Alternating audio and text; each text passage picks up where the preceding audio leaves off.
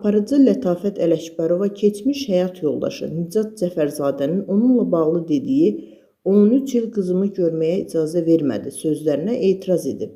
Elgizlə izlə verilişinə gələn Lətafət Nicatın yalan danışdığını iddia edib. Demişəm ki, belə vəziyyətdə uşaqla görüşmə.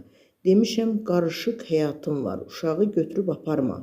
Ondan sonra 13 il uşağı görməyib, aliment də istəməmişəm. Məhkəmənin qərarı ilə verilən alimentlə uşaq böyümür. Ciddi qərarlar qoymamışam. Ona hüquqi yolla qadağa qoymamışam. Əgər istəyirdisə qanunla gəlib uşağını görərdi.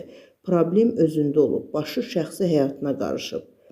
Aparıcı Elgiz Əkbərin düzgün etmirsən, sən deyirsən onunla yaşamaq istəmirəm, amma uşağı ondan almaq niyə? Deyir ki, yemək bişirmir, evə baxmırmışsan. Sözlərinə aparıcı, həyatda ən nifrət etdiyim səliqəsiz evdir. Bu mümkünsüzdür. Tam tərsinə hər şey edirdim. Etiraf edim ki, sonra ayrılığa peşman oldum. Qarşılıqlı sevgi ilə ailə qurmuşduq.